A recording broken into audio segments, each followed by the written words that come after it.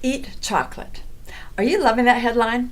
Well, if you are naturally a chocoholic like I am, and you are not trying to lose weight right now, that may come as welcome news. I'm Sharon at BonVie Ideal Protein Weight Loss and Nutritional Wellness in Santa Monica and Portland. Here are some healthy guidelines to make chocolate your friend, not your foe. First, go for the dark. Yes, it really does matter, and here's why. Plain dark chocolate, unless there are added flavors like fruit or nuts, has the least fat and sugar.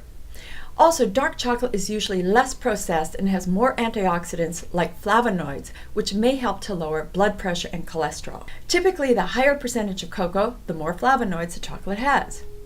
However, eating too much dark chocolate is not going to lead to better health, so pay attention to serving size. How much is too much?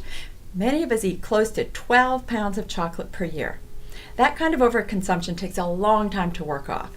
So what is a healthy serving? About the size of a packet of dental floss. Now, how about using chocolate to take the place of caffeine for a morning boost? Well, it would take 14 bars of milk chocolate to equal 1 cup of joe. And what about chocolate as an aphrodisiac? Aztec ruler Montezuma supposedly drank a chocolatey concoction before visiting the women in his harem. And in the past, there were French doctors who prescribed chocolate to mend broken hearts.